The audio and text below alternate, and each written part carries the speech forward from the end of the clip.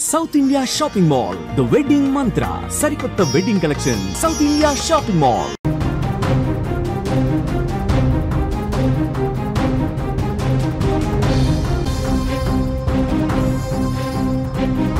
इस breaking news చూస్తున్నాం Ukraine పై Russia revenge తీర్చుకుంటున్నట్లుగానే కనిపిస్తోంది కీవ్ పట్టణంపై పుతిన్ సేన భీకర దాడుల్ని మొదలుపెట్టింది బాలిస్టిక్ క్షిపణులు డ్రోన్లతో అటాక్ చేస్తుంది రష్యా దాడిలో యుక్రెయిన్ డ్రోన్లు కూడా ధ్వంసమైనట్లుగా తెలుస్తోంది క్షిపణులు ఆర్మీ వాహనాలు పూర్తిగా ధ్వంసమయ్యాయి యుక్రెయిన్ పై భారీ దాడులు చేస్తోంది రష్యా ప్రతీకార చర్యతో రగిలిపోతున్న రష్యా ఆ రివెంజ్ ని తీర్చుకుంటామని కూడా నిన్న మొన్నటి వరకు కూడా పుతిన్ చెప్పిన పరిస్థితి కనిపిస్తోంది ట్రంప్ పుతిన్ కి చెప్పినా కూడా వినని పరిస్థితి కనిపిస్తోంది చెప్పిన గంటల్లోనే దాడులు కూడా ప్రారంభమయ్యాయి రష్యా దాడులతో కీవ్ లో ఉద్రిక్త పరిస్థితులు నెలకొన్నట్లుగా మనకైతే సమాచారం అందుతోంది ఆపరేషన్ స్పైడర్ వెబ్ తో రష్యాపై యుక్రెయిన్ డ్రోన్ల దాడి తర్వాత రెండు దేశాల మధ్య ఉద్రిక్తత పరిస్థితులు కొనసాగుతున్నాయి యుక్రెయిన్ పై రష్యా కోపంతో రగిలిపోతోంది యుక్రెయిన్ ను నాశనం చేయాలనే ఉద్దేశంతో ముందుకు కదులుతున్నారు యుక్రెయిన్ పై దాడులు చేస్తామని ట్రంప్ కి చెప్పిన గంటల్లోనే భీకర దాడులతో పుతిన్ విశ్వరూపమే చూపిస్తున్నారు యుక్రెయిన్ రాజధానిపై రష్యా విరుచుకుపడుతోంది భారీ క్షిపణులతో దాడులు చేస్తోంది అంతకుముందు కూడా రష్యా 400కు పైగా డ్రోన్లతో కీవ్ పై విరుచుకుపడినట్లుగా సమాచారం దీంతో ఇరు దేశాల మధ్య యుద్ధ వాతావరణం మరింత భీకరంగా మారింది కీవ్ లో డ్రోన్లు క్షిపణులు ఆర్మీ వాహనాలు పూర్తిగా ధ్వంసమయ్యాయి శుక్రవారం ఉదయం నుంచి భారీ శబ్దాలు వినిపించడంతో కీవ్ ప్రజలు భయంతో బిక్కుబిక్కుమంటూ కూడా అక్కడ ప్రాణాలు అరచేతిలో పెట్టుకొని బతుకుతున్న పరిస్థితి కనిపిస్తోంది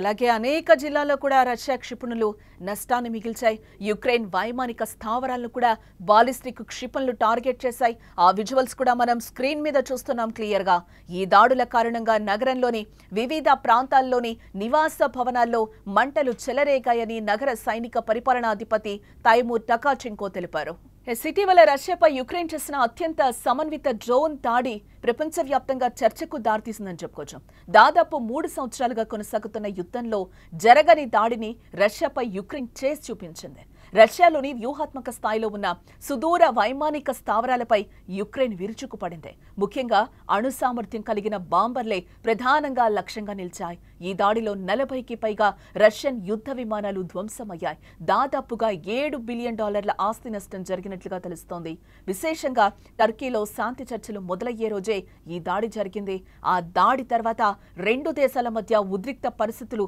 తీవ్ర స్థాయికి చేరాయి అప్పటి నుంచి ఇప్పటి వరకు కూడా శాంతించే చర్చలైతే జరగలేదు చర్చలు విఫలమయ్యాయి పుతిన్ ఎట్టకేలకు నేను చర్చలు చెయ్యను అని కూడా ఆయన చెప్పిన పరిస్థితి కనిపిస్తోంది దీంతో ట్రంప్ బరిలోకి దిగి యుద్ధాన్ని ఆపడానికి ప్రయత్నించినా కూడా ఇక్కడెక్కడా కూడా ఫలితం కనిపించలేదని చెప్పుకోవచ్చు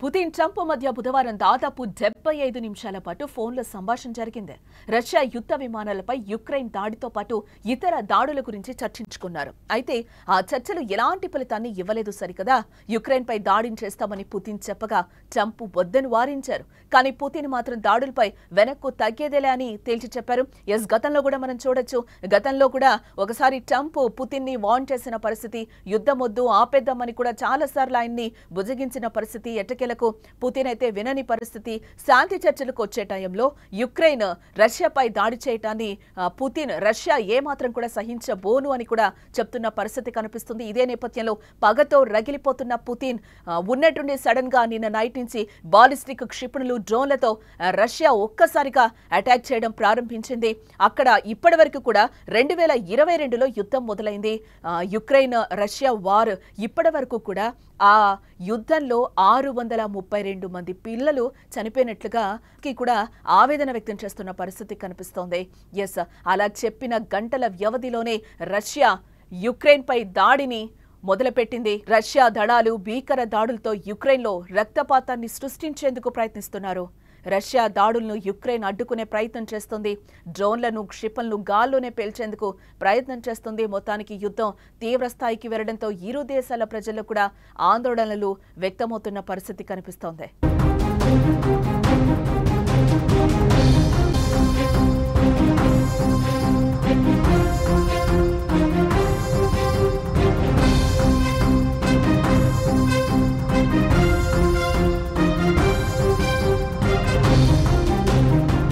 ఆపరేషన్ స్పైడర్ వెబ్ తో రష్యాపై యుక్రెయిన్ డ్రోన్ల దాడి తర్వాత 2 రోజుల నుంచి కూడా దాడి చేస్తున్న పరిస్థితి కనిపిస్తుంది. ఉద్రిక్త పరిస్థితులు నెలకొన్నాయి. యుక్రెయిన్ పై రష్యా కోపంతో రగిలిపోతున్న పరిస్థితి కనిపిస్తోంది. యుక్రెయిన్ ను నాశనం చేయాలనే ఉద్దేశంతో ముందుకు కదులుతున్నారు.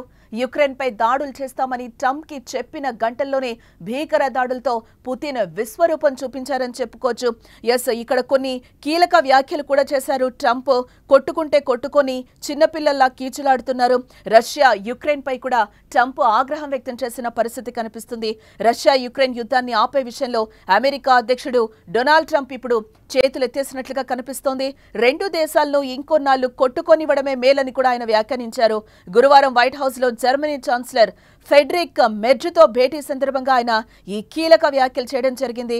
అవి మరీ చిన్న పిల్లల మాదిరిగా కీచులాడుకుంటున్నారని చెప్పి కూడా ఆయన కొన్ని కీలక వ్యాఖ్యలు, ఘాటు వ్యాఖ్యలే చేశారు.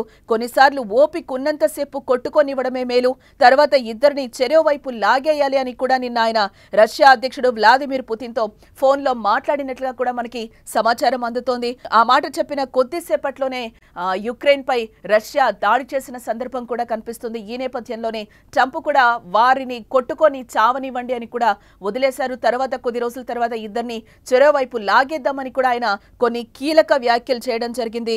ఇదే నేపథ్యంలోనే రష్యా డ్రోన్ దాడుల్లో 5 మృతి చెందినట్లుగా కూడా సమాచారం అందుతోంది.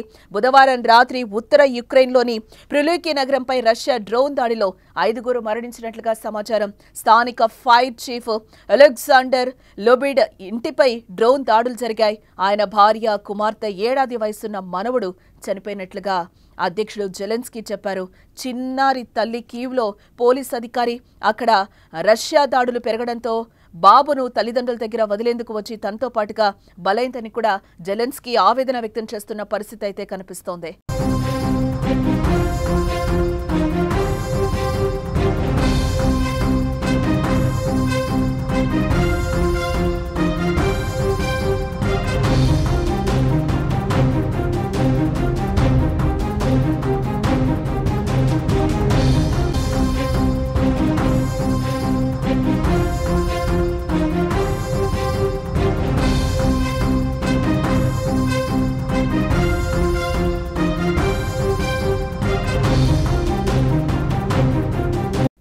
పుతిన్ ఎంత సైలెంట్ గా ఉన్నారో అంత పనే చేశారు. పగతో రగిలిపోతున్నామని కూడా పుతిన్ చాలా సందర్భాల్లో చెప్పారు. యుక్రెయిన్ పై నిన్న రాత్రి నుంచి కూడా ఆయన దాడులు చేస్తున్న పరిస్థితి కనిపిస్తుంది. ఒక్కసారి బాలిస్టిక్ క్షిపణులు అలాగే డ్రోన్లతో విరుచుకోపడుతున్న పరిస్థితి కనిపిస్తుంది. ఇటు మనం చూసుకుంటే జెలెన్స్కీ కూడా ఆవేదన వ్యక్తం చేస్తున్న పరిస్థితి కనిపిస్తుంది. శాంతి చర్చలకు వస్తాం, మాట్లాడుకుందామని కూడా చెప్తున్న పరిస్థితి. ఆ పరిస్థితిలో మేం లేమని కూడా పుతిన్ చెప్తున్నారు. ఇదే నేపథ్యంలో ట్రంప్ కూడా యుద్ధానికి సంబంధించి చేతులెత్తేసిన పరిస్థితి కనిపిస్తుంది. కొట్టుకొని చావనివ్వండి, చిన్నపిల్లల్లాగా కొట్టుకుంటున్నారని చెప్పి కూడా కొన్ని కీలక వ్యాఖ్యలైతే ఈ సందర్భంగా ఆయన చేసిన పరిస్థితి కనిపిస్తుంది. ఇదే నేపథ్యంలో 2022లో యుద్ధం మొదలైంది. రష్యా యుక్రెయిన్ వార్ మొదలైంది. అప్పటి నుంచి ఇప్పటి వరకు కూడా 632 మంది చిన్నారులు మృతి చెందారని కూడా జెలెన్స్కీ ఈ సందర్భంగా ఆవేదన వ్యక్తం చేస్తున్న పరిస్థితి అయితే కనిపిస్తుంది. యుక్రెయిన్ పై రష్యా చేస్తున్న దాడి ఉగ్ర దాడి అని కూడా జెలెన్స్కీ కొట్టిపారేస్తున్న పరిస్థితి కనిపిస్తుంది. మొన్న యుక్రెయిన్ రష్యాపై చేసినప్పుడు కూడా పుతిన్ ఆ విధంగానే మాట్లాడిన పరిస్థితి. ఉగ్రదాడి చేస్తోంది, దొంగ దెబ్బ కొడుతోంది అని కూడా ఆయన చాలా సందర్భాల్లో చెప్పిన పరిస్థితి కనిపిస్తుంది. ట్రంప్ విషయానికి వస్తే కూడా ట్రంప్ చాలా సార్లు పుతిన్ ని వార్న్ చేసిన పరిస్థితి కనిపిస్తోంది. ఇప్పుడు మనకి రష్యా కూడా మిత్ర దేశాలన్నింటినీ కూడా కూడగట్టుకుంటున్న పరిస్థితి కనిపిస్తోంది. కిమ్ ఎంట్రీ ఇవ్వబోతున్నారు. ఆల్రెడీ అంత సపోర్ట్ మేము చేస్తాము, డ్రోన్లకు సంబంధించి కానీ క్షిపణులకి సంబంధించి కానీ మేము మేము సపోర్ట్ చేస్తామని కూడా కిమ్ పుతిన్ కి సపోర్ట్ చేసిన నేపథ్యంలో ఇంకా ఈ యుద్ధం ఎక్కడి వరకు దారి తీస్తుందా అనేది కూడా మనం చూడాల్సిన అంశం. ఈ నేపథ్యంలోనే అక్కడ క్షిపణులు డ్రోన్లతో రష్యా సైనిక స్థావరాలు అన్నీ కూడా విరుచుకుపడుతున్న పరిస్థితి కనిపిస్తుంది. యుక్రెయిన్ పై పూర్తిగా రష్యా దాడి చేస్తున్న పరిస్థితి కనిపిస్తుంది. ఆ విజువల్స్ అన్ని కూడా మనం స్క్రీన్ మీద క్లియర్ గా చూస్తున్నాం. ట్రంప్తో ఎంతసేపు మాట్లాడినా కూడా మేమైతే యుద్ధం ఆపము అని చెప్పి కూడా చెప్తున్న పరిస్థితి కనిపిస్తుంది.